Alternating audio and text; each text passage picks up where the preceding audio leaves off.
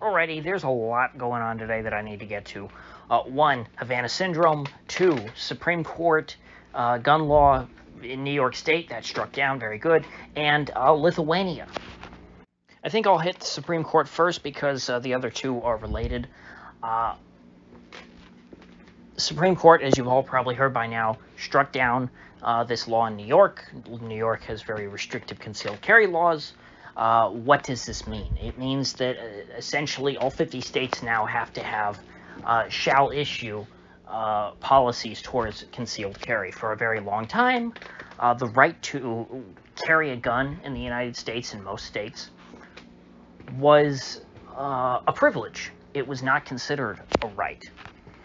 This goes back really to the days of the Wild West, when you had a lot of guys getting into duels, and dueling had been a practice in American society, I mean, since the founding of the country, and going back before that, I'm sure, in European society.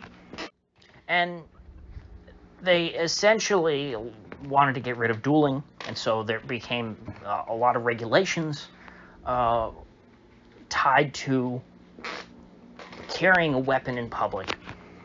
And over the course of the 20th century, you had movements from gun rights advocates to try and get these concealed carry laws changed from, this may issue status, where essentially you had to go into the sheriff's department and petition them to let you carry a gun. And the county sheriff could essentially, put his stamp of approval on your application, or he could say, you know what, nah, I don't want you to carry a gun, and so send you on your way, and you had no recourse. Being a shall issue state means that essentially you have a list of qualifications, and if somebody meets these qualifications, then they get it regardless. You can't just deny it to them because you don't feel like it. Which, makes sense. You would think that, well, laws should be written down and they should be enforced equally, if you're going to have any laws regarding people being able to carry guns at all. Now, I don't believe that you should have any law regarding someone's right to bear arms. I think that's settled in the First Amendment. But, there are a lot of states that recognize that now. It's called constitutional carry. Increasingly, more states are adopting these laws. I've been hearing that we're supposed to get a constitutional carry law here in Florida at some point. I don't know where it is. I haven't heard much about it lately. So, time's ticking, Mr. Governor.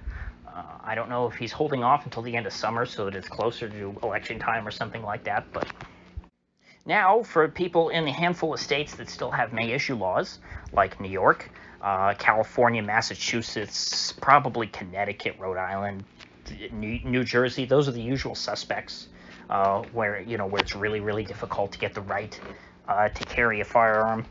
Now, I don't think that this means that it'll necessarily be easy to carry a gun in these states, but it should at least be possible now for a regular person. In New York, from what I understand, especially New York City, it's almost impossible. And now it seems like people in New York City might actually have the ability to carry a gun if they want. Ordinary people, not just people like Chuck Schumer, who has a concealed carry license in New York City, and I think Mike Bloomberg maybe too. You have to be a corrupt politician in order to get a carry license in the city of New York. And with crime on the rise now, I won't say it's more important than ever, because it was probably more important in the 1970s in New York City. But hey, for the folks who are still in New York and don't want to leave, your life might be a little better now. And I think that's a good thing. I cheer for those people, even though I have no intention of ever moving to New York City. I think that if the city sucks a little less, well, then maybe you won't have so many of them fleeing and coming to my state. Now, the tone and the spirit of this decision, which was authored by Clarence Thomas, who I go back and forth, I guess, between him and Gorsuch. I think Thomas is probably, though, the best justice currently on the court. He certainly has the best track record since, he's been on there since 91, I think. Gorsuch has only been on there since, 2017. So, we'll see how he evolves. But certainly over the course of his career, Clarence Thomas has had, in my opinion, the best right to wrong ratio out of anybody who's currently on the court. He gets a lot more decisions right than he gets wrong. And when he's right, he's usually on fire. And this seems to be one of those decisions. I mean, he made it pretty abundantly clear. The right to bear arms doesn't just mean that you have the right to own a firearm. It means you have the right to bear that arm. Pretty darn basic. It's common sense, straightforward. Yeah, let's read the passage. That's what it means. And so the Supreme Court now has affirmed your right to bear arms. Pretty basic.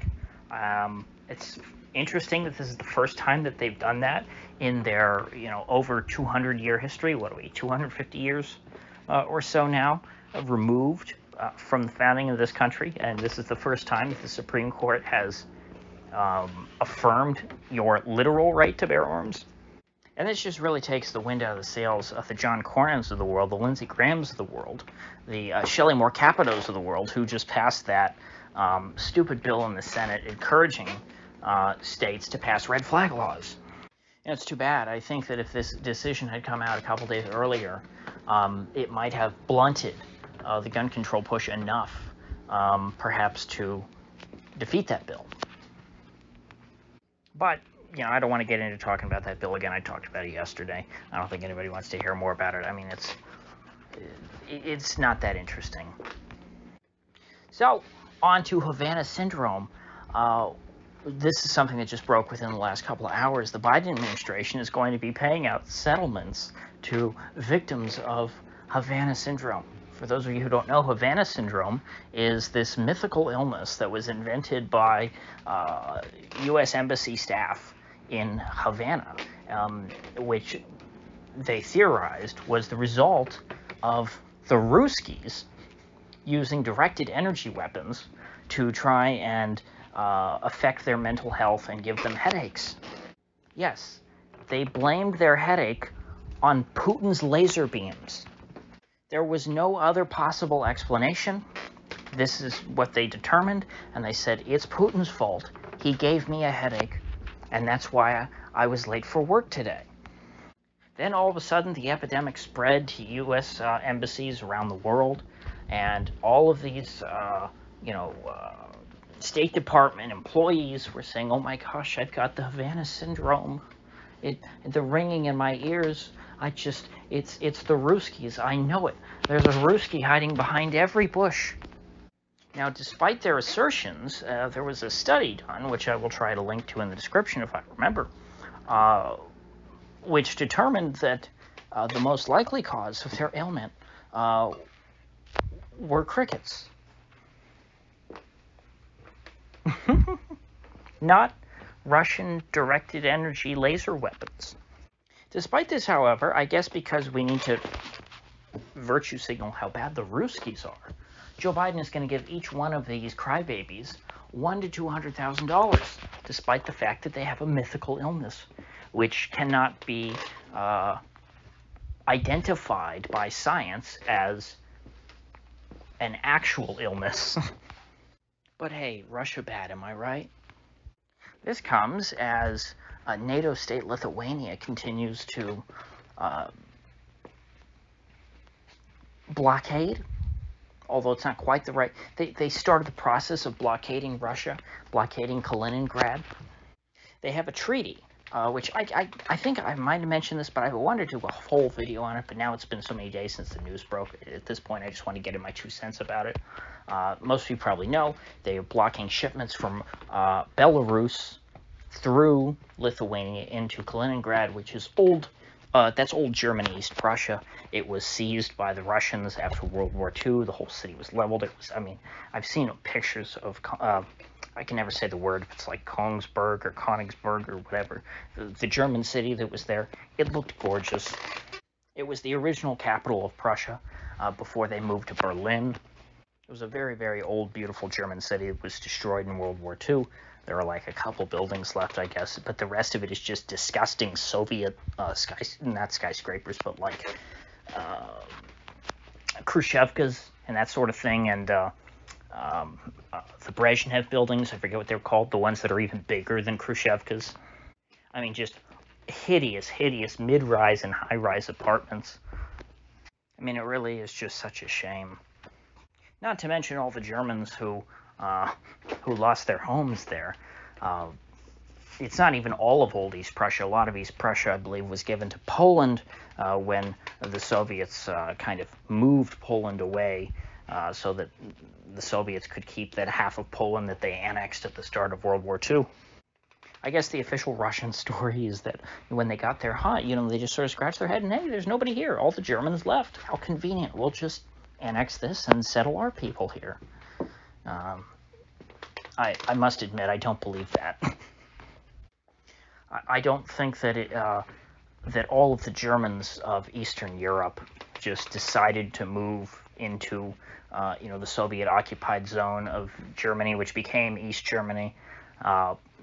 I don't think that they did that by choice. And in fact, actually, I did know someone whose grandparents were Germans from outside of, the modern-day German borders, who told me that at least his family was forcibly removed from their homes and, corralled into, I can't remember, either West Germany or East Germany, one of the two. But let's just say after World War II, Germans were no longer welcome outside of, their new borders that were set up in the wake of the war. And so I know that was a long story, but at the end of the day, East Prussia became a Russian oblast known as Kaliningrad, named after a Soviet guy. And at the end of the Cold War, when Lithuania, a Soviet republic, was being granted its independence by the Soviet Union, they made a treaty with Russia that Russia would have, unrestricted, rail access to Kaliningrad because it is surrounded by countries which are not Russia. Because, like I said, this area was originally part of Germany, not Russia. And they didn't want the breakup of the Soviet Union to cut them off from, the main landmass of Russia. And so this is a treaty, which is important because Lithuania is claiming that they're blocking shipments now to Kaliningrad because of the EU sanctions. Well, EU sanctions, unilateral, I guess, yeah, you'd call them unilateral because the EU is one body. I think that doesn't just supersede a treaty. If that were the case, then why would anyone ever make a treaty with an EU state if EU sanctions, which are just, conjured up out of thin air, can overturn treaties? It's an absurd precedent, which really will make, future diplomacy with European Union states quite a risky proposition. In essence, what this is saying is that a treaty with an EU state means nothing because the EU itself, later on down the road, can just choose to invalidate that treaty. Not to mention, Lithuania is a NATO state for some ungodly reason, and they are now walking down a path towards provoking Russia in a way that could, in turn, or eventually, lead to a violent response. Because if the Lithuanians and the Russians have a treaty saying that the Ruskies are allowed to send their trains through Lithuania, straight through from Belarus to Kaliningrad, and the Lithuanians break that treaty, well, the Russians may decide that, they need to enforce that treaty because they have a legally binding treaty. And they need to get their materials, shipped by rail into that oblast, because doing it by sea could potentially become too risky at some point. And at the very least, it's going to be more expensive, because if it was cheaper to ship these goods by sea, then they would have already been doing that anyway and not been using the rails.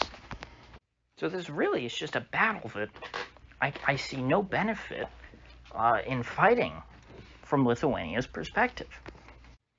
Because if you push hard enough, you're going to end up with Russian troops in your country guarding Russian trains. Russia might just have to bite off, a Kaliningrad corridor.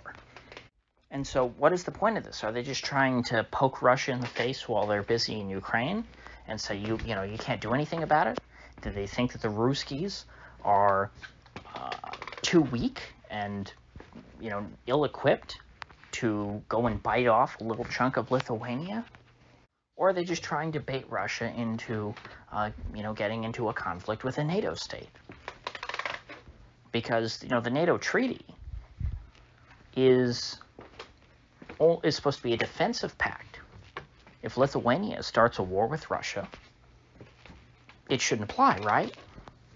Well, I don't think that really matters in the end, because the NATO side will just say that, Lithuania is defending itself. Just like right now. I mean, they're accusing the Russians already of aggression for even criticizing Lithuania for making this decision and taking this step and violating the treaty. And really, where are the other NATO states telling Lithuania to sit down? I mean, because they understand what's at stake here. I mean, it almost makes me think that Lithuania is, just being used as a puppet here. Because if Lithuania were acting on its own unilaterally to try and thumb their nose at the Ruskies in a way that could, seriously lead to a military conflict, you would think that the adults in the room in Brussels, the other NATO members, would be outraged. But no, they're supportive, not even silent. And so the more I see of these people, it just makes me realize how much I don't want to live in a country that is a part of NATO, because these people are nuts. They're trying to bait the Ruskies into thermonuclear war. And why?